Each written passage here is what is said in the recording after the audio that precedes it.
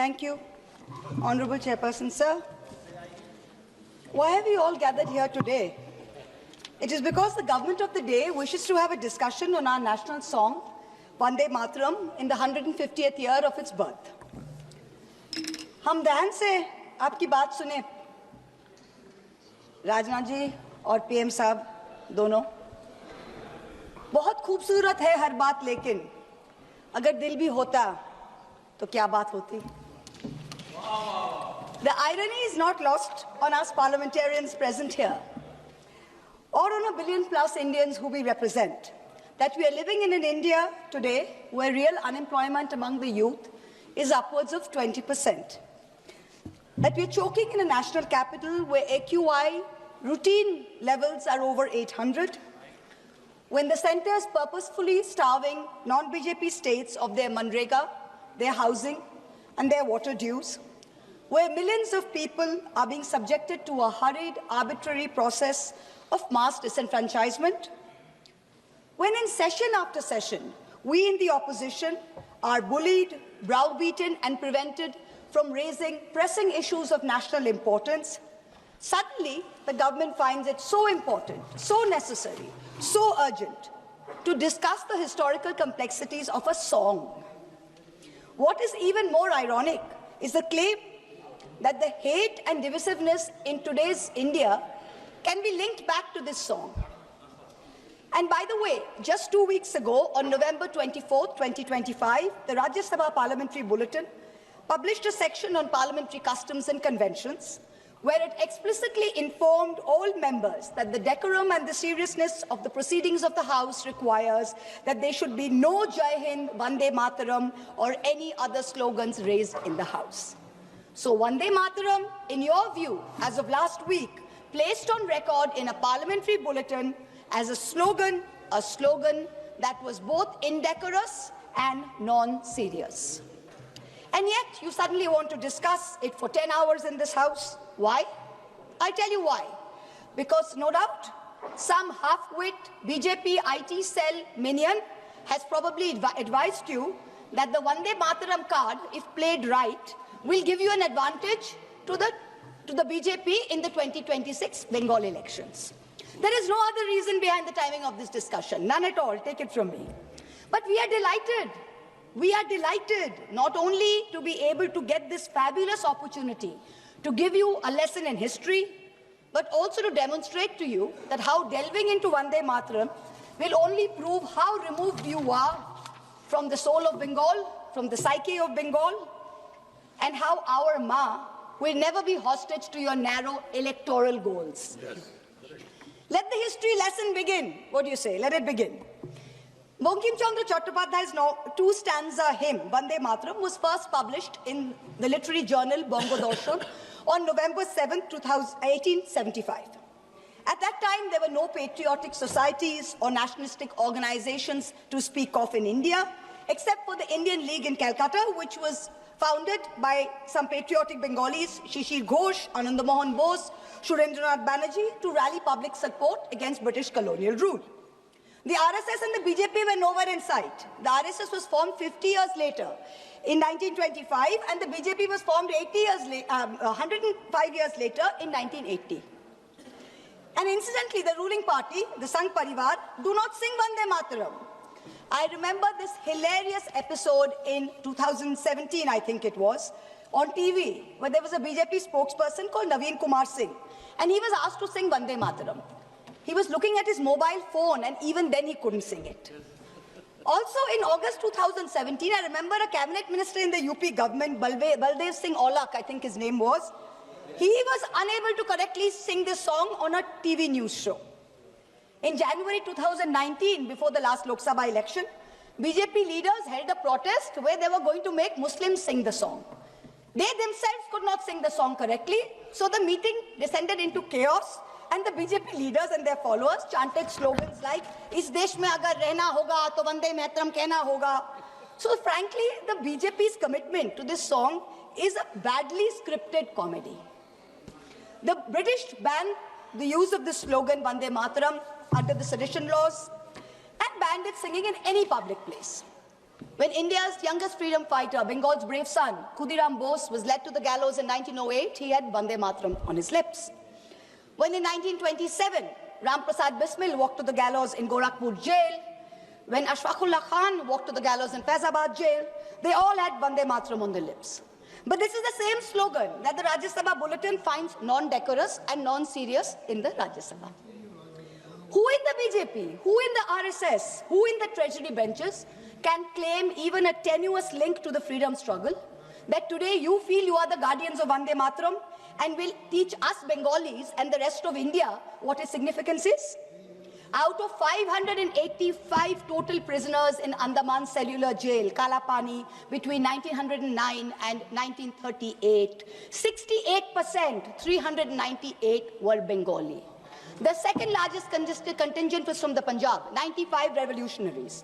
Why did you not rename the cellular jail after Barin Ghosh, after Ullashkar Dotto, after Indu Bhushan Roy? What homage have you paid Bengal? What homage have you played the land of Vande Mataram? Today you are having a discussion on this. The hymn Vande Mataram did not gain much popularity till it was included in Bankim Chandra Chattopadhyay's novel Anandamot in 1882 when it was published. Now, when he published it, he added 4 extra stanzas to it. The first 2 stanzas, which he had written in 1875, were a lyrical ode to the motherland. It says, giver of bliss, beauty. The version in the novel, which he incorporated in 1881-82, had a different tone than that of the original poem. The figure of sweetness and light was now endowed with a fearsome accoutrement and the trappings of war almost. But this is in keeping with the narrative of the novel, which was about the Shonnashi rebellion.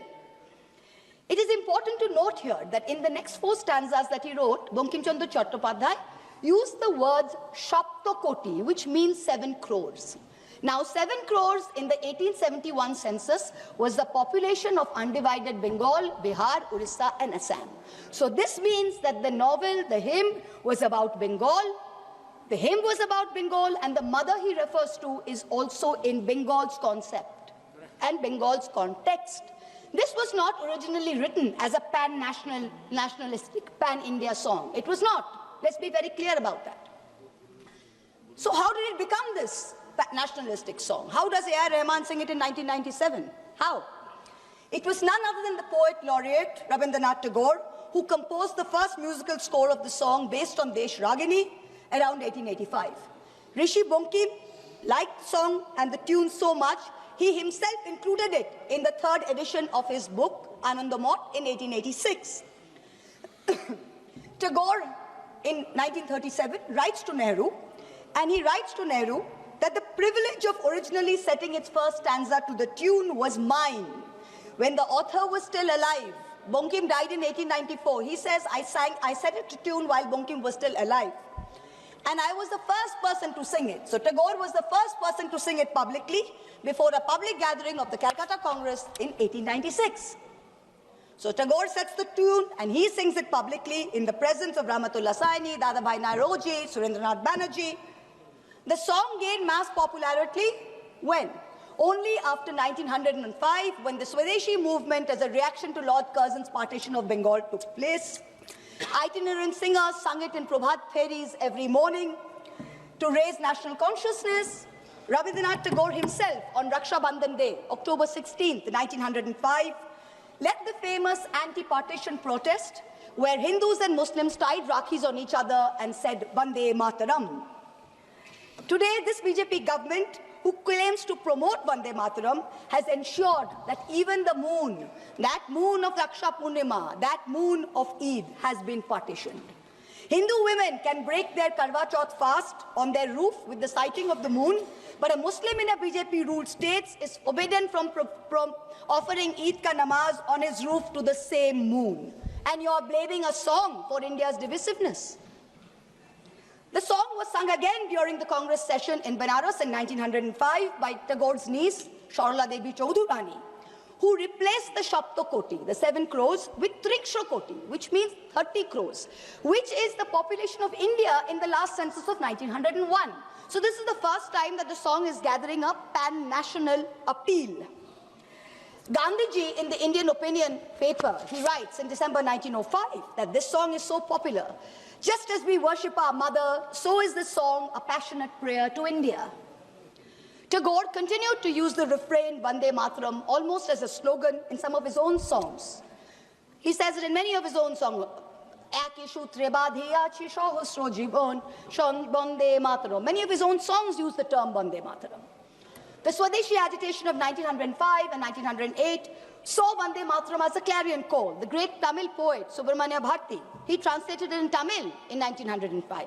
It began to be sung in meetings and processions all over India, from coastal Andhra Pradesh, from Vijayawada and the Krishna, to after Jallianwala Bagh in the canals and cantonments of Punjab, where they didn't think of it as a Bengali Sanskrit hymn. They saw it as a shared call of resistance.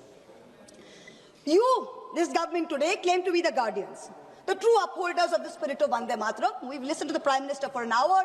We've listened to the Honorable Defence Minister for an hour tell us about how they are the true upholders of Vande Mataram. So let me, as a true Bengali, as a proud Bengali, speak for 10 koti Bengalis today, who you call Bangladeshis, who you call Rohingyas. You harass us on the streets, in colonies. You throw us out when we are pregnant across the border. I'm going to dissect the song stanza by stanza and demonstrate how you are butchering both the spirit and the soul of Vande Mataram far more than any 1937 resolution ever did. Shujalang, Shufalang, Balayaja, Shitalang, Shushamlang, Mataram. What do we have here? What have you done on your watch? Shujalang, beautiful abundant water. Over 70% of India's surface water is undrinkable today. India ranks 120 out of 122 countries in the Water Quality Index. 21 major cities, including Delhi and Bangalore, are expected to deplete their groundwater reserves by 2030. And yet, in the face of this data, the government is cutting the Jal Jeevan Mission money to all the states. Bengal itself is owed 3,000 crores in Jal Jeevan Mission money. This is what you are doing for Shujalang. Malayaja Shitalang, the cool, fresh air. This is a joke. The AQI in the national capital today is between 800 and 1,000 routinely. Our children are choking. The elderly are dying. You know what the centre's done? The centre has exempted 78% of thermal power plants from installing key anti-polluting systems. The Environment Ministry has spent less than 1% of its 858 crore pollution fund in 24-25. Fossil fuel-driven pollution claims 1.72 million lives in India, and premature mortality due to outdoor air pollution costs India $339 billion US. That's 9.5% of our GDP. That's what we are doing for Malayaja Shitalam. Shoshro Shamalam, the blessed fertility of the soil. What's the government done? The Ministry of Agriculture and Farmers' Welfare saw a reduction in its budget of 2.5% this year. Pradhan Mantri Fasal Bima Yojana, meant for the poorest of farmers, suffered a cut of 3,600 crores. It is estimated that 37% of India's land is affected by degradation. 2/3 of soil samples collected from India are deficient in nitrogen, phosphorus and potassium, and 85% contain too little carbon for functioning soil systems. Shuhashining, Shumoduro Bhashining, sweet smile, sweet in speech. You, the ruling party, with your hate speech, routinely call for violence against Muslims and minorities. For calls from genocide in Haridwar to open threats in rallies, you use terms like vote bank, infiltrators, ghuspetia, those with more children as dog whistles. You impose Hindi on us. You call Bangla a Bangladeshi language. You have unleashed the worst kind of linguistic terrorism on all of us, where people are scared to speak their mother tongue in the streets of Delhi, in the streets of Gurgaon. There is no Shumodhura Bhashining in today's BJP. Shukhodang, Borodang, Matarong, give us happiness. Today, an arbitrary, hurried exercise of your design is making the Election Commission force such work pressure that BLOs are committing suicide. And what does the Election Commission say to us? They say, oh, it's in the line of duty. They should be happy doing it. India is ranking 118 out of 147 countries in the 2025 World Happiness Report. To be a minority in India today is to be perpetually suspect, perpetually second class, and perpetually subordinate. Far from feeling happy, minorities are fearing the state instead of feeling protected by it. Tumi vidya, tumi dharmo. Sir, I have 22 minutes. Only two speakers, 1 minute. sir. Time has to extend. Okay. Already we Tumi reached- vidya, tumi dharmo. Let's Honorable talk members, about wait. vidya first. Honorable members, we reached already 6 o'clock. I want to know the sense of the House. If the House decides, we can go on up to the discussion is over. Time can be extended. Time extended. Now you can speak. Tumi vidya, tumi dharmo. Let's talk about vidya first. Under this government, outlay for education is still at an abysmal 3.8%, far below the 6% envisaged by the NEET and far below other developed nations. Grant in aid for the All India Council of Technical Education has dropped nearly 61% in the last 2 years. The UGC's budget has been slashed by 47%. Let's take one example, Delhi University. The University of Delhi is grappling with a fund gap of 250 crores in this financial year. It needs 544 crores. The UGC has allocated just 313 crores. Tumi Vidya? Doesn't seem so. Now we come to Tumi Dharmo. When Rishi Aurobindo translated the verses of Vande Mataram into English in Karma Yogi in 1909, he translated dharma as conduct, not religion. Here was the root of the difference between a communalistic and a nationalistic interpretation and the political use of Vande Mataram as a song, as a war cry. It's not a communalistic interpretation. It is a nationalistic interpretation, and Rishi Bonkim's hymn Dharma signifies conduct. And for a ruling party, for a prime minister, it should not just be Dharma, it should be Raj Dharma. I cannot help but remind this House of the late Prime Minister Atal Bihari Vajpayee, who in March 2002, when asked what a certain chief minister ought to do, famously said, Raj Dharm ka palan kare. Raj Dharm, Raja ke liye, Shasak ke liye. Praja praja mein bhed nahi ho sakta. Na janam ke aadhar pe, na jati ke aadhar par, na sampraday ke aadhar par. Hand on heart, tell this House, is the government fulfilling its dharma? No. Bahute tumi ma shakti, hriday tumi ma bhakti. Rishi Bonkim said, faith should be in your heart and strength should be in your arms. This government instead has moved faith into its arms. You have made Bahute Bhakti with your brute force, with your majority, and you're bulldozing your way into the national secular fabric. And your heart is weak because our enemies are striking again and again. And yet we are letting a president of a third country proudly proclaim over and over again that he blackmailed India into accepting a ceasefire. Omolang Otulang, without a stain, without compare. Where has the government brought us today? Let me compare across some major global indices since 2014. The UN's report says inequality reduces India's Human Development Index by 31%, one of the highest losses in the region. The World Press Freedom Index, India fell from 140 in 2014 to 141 today. On the World Economic Forum's Global Gender Gap Index, India went from 114 in 2014 to 131 today. Most important, on the Global Hunger Index, which measures child malnutrition, India used to rank 55 out of 76 in 2014. Today, it ranks 102 out of 123. So we are certainly not without stain. And let me, for once and for all, debunk the ruling party's false claim that a truncated song is always an insult. Jana Gana Mana was originally written as a Brahmo hymn in 1911 and first consisted of 5 stanzas. It was called Bharato Bhaggo Vidhata. Remember that the Brahmo Samaj was formed by Raja Ram Mohan Roy, and this is the same Raja Ram Mohan Roy that the Madhya Pradesh Higher Education Minister Inder Singh Parmar called a British agent, a dalal, working for religious conversion. If your party's man is calling Raja Ram Mohan Roy a dalal, I wonder what kind of higher education he can be responsible for. Jana Gana Mana is also a truncated song. Of the 5 stanzas, only the first stanza is sung as a national anthem. The second stanza says, Ahoraho tumi aubhana procharito shunito abo udaro bani, Hindu, Bauddha, Sikh, Jaino, Paroshik, Musulmano, Christiani. This means something relatively simple. Tagore addresses Bharat Bhagya Vidhata, the maker of India's destiny. And here is a verse whose restoration would mean a strong symbol, a strong gesture against divisiveness. But you're not bringing a resolution to bring that in. You're talking about what religious context you can view Vande Mataram in. And this is where you've made the biggest mistake, Mr. Prime Minister. You ignited this entire debate as a distraction to take away from your government's failings, which I have demonstrated using the song's lyrics as a key. But you do not stop there. One of the chief spokespersons of the BJP, a fellow MP here, went one step further and said that this truncation was done at Nehru's behest. He said he had learned this by reading a book by the historian Sachiv Bhattacharya. Mr. Chairperson, sir, there is no such book. There is no historian called Sachiv Bhattacharya who has written a book on the history of Vande Mataram. He does not exist. He does not exist except in the fertile manure that constitutes the MP's imagination. There is a historian who has written a book about Vande Mataram, and his name is Shobboshachi Bhattacharya, not Sachiv Bhattacharya.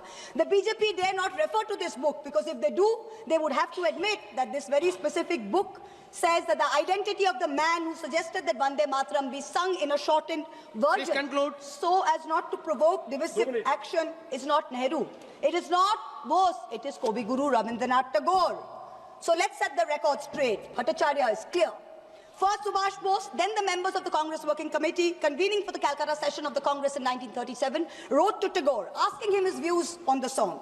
To his reply, Tagore wrote, "The core of Vande Mataram is a hymn to goddess Durga. This is plain, so there can be no debate about it. The novel Anandamath is a work of literature, and so the song is appropriate to it. But Parliament is a place of union for all religious groups, and there the song cannot be appropriate." On October 26, 1937, 3 days prior to the session, Gurudev wrote again to Nehru on this issue.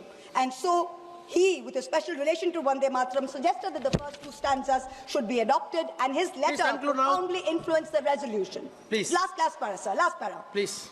Rishi Bunking was a highly complex mind, and Anandamath was not his final word on communal history. His last novel, Sitaram, imagines a Hindu realm founded by a heroic and idealistic king who defeats his Muslim adversaries. However, he comes to embody and exceed all the evil attributed to Muslim, and all his Hindu associates abandon him. So if you have the guts to get into the issue, target the man who very wisely edited the song. It was neither Nehru nor Bose, it was Rabindranath Tagore. Come. If you have the courage to withstand truth, come. Fight an election in Bengal in 2026 by saying that Tagore was responsible for dividing India. Let us see where that takes you. Tagore is the one who sang Vande Mataram publicly. He anchored it to our conscience of our nation. It was Bengal's clarion call. It is no jumla that the BJP can expropriate before an election. You try it and you will see what its consequences are. 10 crore Bengalis will rise, 20 crore arms to teach you the real meaning of Vande Mataram. Vande Mataram.